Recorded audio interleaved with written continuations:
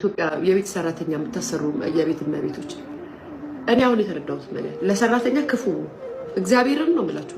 ስፔሻሊ እዚህ ሀገር ክፉ ከሆናችሁባቸው ቀጥ ለጥ ብለው ነው የሚሰሩት።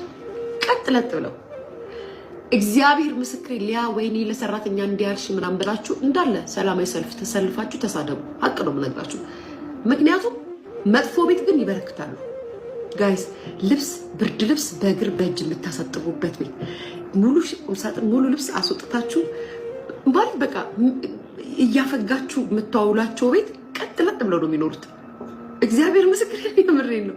እናንተስ በላውንደሪ ልብስ በላውንደሪ ጠቡ ካሏቸው ሽንኩርት በማሽን ከከተፉላቸው ብቻ ምን አለፋችሁ እንደ ፈረንጅ አይነት ህይወት ካኖራቸዋቸው እዚህ ላይ ነው የሚቀዝኑት። ይህንን የቤት አሰሪ የሚያውቀው የቤት እመቤት ቤቷ የዋለች ሴት ናት። እዛ አረብ ሀገር ሆነሽ መተሽ ኮመንት መስጠኝ አንቺ በራስሽ አይነት ስለምታይ ልትናደጅ ትችያለሽ። ምክንያቱም ይኸውላችሁ ተሰድበው ተረግጠው ቁጭ ሳይሉ ለሀፍታ ምዕራብ ምግብ የሚበሉበት ታይም ሳይኖራቸው የሚኖሩበት ቤት ማለት ነው አርፈው ይኖራሉ። እግዚአብሔር ምስክሬ ነው። እመቤቴን ነው የምላችሁ። እኔ እመቤቴን ውሸት አይደለም። ጥሩ ሁናችሁ ስታኖራችሁ ግን አይፈልጉም።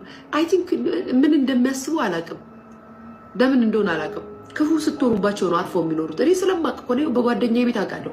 ጓደኛዬ አንድ ቀን በነገራችን ላይ ሊያሾ ከአረብ ሀገር ሴቶች እስከ አሜሪካ ያሉትን ሁልጊዜ መሳደብ ማዋረድ አዲሱ አይደለም ማለት ነው። እንግዲህ በሰሞን ደግሞ ስለ ሰራተኛ አያያዝ እየተናገረች ነበረ ማለት ነው። ሰራተኛዎችን ጥሩ አድርገው መያዝ እንደሌለባቸው፣ ሰራተኛዎችን 24 ሰዓት እንዲሰሩ ከዛ ባሻገር በቃ ብቻ ስለ መጥፎነት እያስተማረ ነበርና ብዙዎችን አስቆጥቷልም፣ ብዙዎችን ማነጋጋሪ ሆኗል። እና አንዳንድ ሰዎች ትፈርዱባታላችሁ በነገራችን ላይ ለምን እንደሆነ ታውቃላችሁ?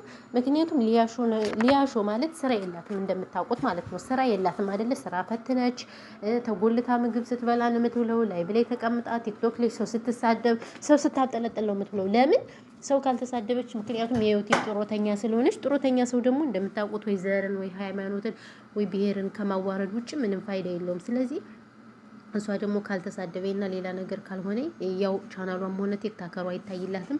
ካልታየላት ደግሞ እንግዲህ ስራ ስለሌላት ስለዚህ በምን አባቷ ብር ታገኛለች ማለት ነው። የአረብ ሀገር ሴቶችን መሳደብ አለባት ወይንም አንዱን በቃ ወይ አሜሪካን ማለት ነው መሳደብ አለባት ማለት ነው። እና የተሰማችሁ ሰዎች አላችሁ የተቀየማችሁ፣ ለምን አትፍረዱባት? መረዳት አለባችሁ አንዳንዴ። ምክንያቱም ስራ የላትም አለቀች ልጅ እንደ ማንኛውም ባይዘው እኛ አንዳንዴ ማለት ነው። አንዳንድ ቅማላሞች ደግሞ አላችሁ እሷን ቁጭ ብላችሁ የምታዩት ምናምን ያጠገብናት እኮ እኛ ነን ባይዘው ስትሳደም። እኔ በእርግጥ አላያትም፣ ሰብስክራይብም አይደለችም ሲጀመር። ሊያሾ በጣም አልወዳትም እኔ የምታደርገው ነገር ምናምን አክቷ ስለማይመቸኝ ተቆራርጦ ስለሚደርሰኝ ነው። እንግዲህ በዚሁ አጋጣሚ ቲክታከሮች ሪከርደሮች እንደው ውለታችሁ አለብን። የሆነት እንደው ውለታችሁን በምን እንደምንከፍለው ባላቅም ውለታችሁ አለብን ማለት ነው።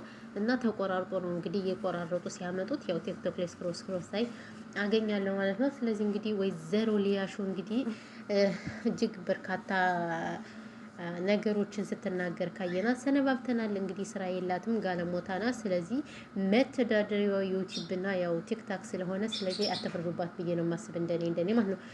ሰላም ውድና የተከበራችሁ የቻናሌ ቤተሰቦች እንዴት ናችሁ? ደህና ናችሁ? ሰላማችሁ ይብዛ በያላችሁበት የዓለም ዳርቻ። ለዚህ ቻናል አዲስ ከሆናችሁ ሰብስክራይብ አድርጋችሁ ቤተሰብ ሁኑ። ሰብስክራይብ ስለምታደርጉ በጣም ነው እናመሰግነው እንግዲህ ማለት ነው። በጣም ነው እናመሰግነው። እንግዲህ ዛሬ ደግሞ አጀንዳችን ሊያሾ ናት ማለት ነው። አጀንዳችን ሊያሾ ስለሆነ ወደ ሊያሾ መተናል።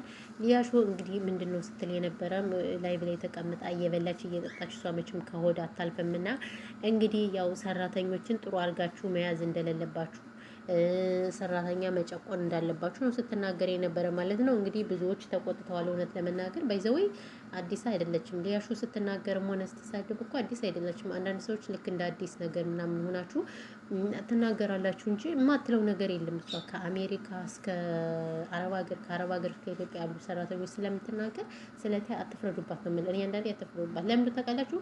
አነጋገሯ መጥፎ ቢሆንም ምንም እንኳን ባይመቸን ስለዚህ ዩቲዩብ ጥሮተኛ ስለሆነች ያው ዩቲዩብ ደግሞ እንደምታውቁት ካለፈለፈች ሰው ስትለፈልፍ ስትሳደብ ስታማ ነው ሰው የሚሰበሰብ አይደለ? ስለዚህ ያው ሰው ተሰበሰበ ማለት ደግሞ ቪው አገኘች ማለት ነው። ቪው አገኘ ማለት ደግሞ ዶላር ቆጠረ ማለት ነው። ስለዚህ ስራ የላት ምን የላት ጡረተኛ ስለሆነች ምንም ነገር እንትን አትበሉባት ብዬ ነው የማስበው ማለት ነው። አትፍረዱባት ብዬ ነው የማስብ። ያው አነጋገሩ አጸያፊ ቢሆንም አነጋገሩ አስቀያሚ ቢሆንም ግን እንደኔ አትፍረዱባት ነው የምለው። ማርያምን እምላችሁ ምክንያቱም ተይዛ ነው ቫይዘው ተይዛለች ማለት ነው። ስለተያዘች ነው ምንም ማድረግ አይቻልም እንግዲህ እና እንደ ጀግኖች እሷ እንደሆነ ስራ መስራት አትፈልግም። ሰውን እየተሳደበች ሰውን እያንቋሸሸሽ ነው መኖር የምትፈልገው። ስለዚህ ምንም ማድረግ አይቻልም ማለት ነው። አዎ እና ለዛ ነው እላችኋለሁ። በተረፈ ያው አነጋገሯ ቢያጸይፍም ምን ቢልም እንግዲህ ምንም ማድረግ አይቻልም። ኖርማል ነው። ባይዘው የምታጠግቧት እናንተ ተቀምጣችሁ የምታዩት ሰዎች ስለሆናችሁ ምንም ልናረጋችሁ አንችልም። እና አንዳንዶቻችሁ ደግሞ ምንድነው ብቻ እኔ በጣም ገርሞኛል የእሷ ነገር። ማርያምን ይቅርታ ጉንፋን ይዞኛል ምናምን ነገር ቪዲዮ ራሱ መስራት አልቻልኩም። ቪዲዮ ማለት ነው ጉንፋን ስላመመኝ ጉንፋን አሞኛል። ስራ ስሪ ተብያለሁ። ወይኔ ሆም ብሎ እንግዳ መጥቷል። ዛሬ ነው እንግዳ ቤታችን የመጣ። ግን እንግዳ በመጣበት ጊዜ አሁን ታመም ያለው ተኝቻለሁ ብላ ሴትዮን ራሱ እርግጠኛ ነኝ ውሸት እንጂ እውነት አይመስላትም። ታውቃላችሁ እነሱን ማለት ነውና በዛ ንፍ እያረገኝ ነው ጉንፋን ማለት ነው። የምር ነው የምላችሁና ለዛ ነው። በተረፈ ግን ወደ ሊያሾ እንግዲህ የመጣንበት ከዚሁ ላይ እንጠናቀቃለን ማለት ነው። ምክንያቱም የሷ ወሬ ቢወራ ስለማያልቅ ማለት ነው። እና ያው ያለው ነገር ይሄ ነው። ሌላ ግን ምንም የምላችሁ ነገር የለም።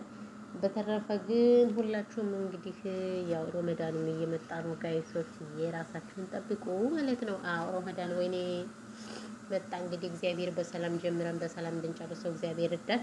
ያው የኛ ጾምን ባይዘው በ9 ነው የሚገባው ማለት ነው። የካቲት 9 ይገባል ጾማችን። ስለዚህ እንግዲህ ጾማችን ደግሞ እንድንፈታው ፈጣሪ ይርዳን ነው የማስበው። በሰላም ፈተን በሰላም እንድንለው ይርዳን። ከዛ ባሻገር ግን ምንም አይደለምና ይሄ ነው እላችኋለሁ ውዶቼ፣ ማሮቼ፣ ፍቅሮቼ። በተረፈ ሰላማችሁ ብዝት ይበልልኝ። እናንተ ሰብስክራይብ አታርጉኝም ግን ሰብስክራይብ አድርጉኝ እስኪ የኔ ምርጦች ምርጦች ስወዳችሁ ስከረበትላችሁ ክርብት ስለላችሁ ማለት ነው። አዎ ወይኔ በላችሁ አታ እንዴ ደግሞ እና ሰላማችሁ ይብዛልኝ ውዶችዬ። በስመ አብ ወልድ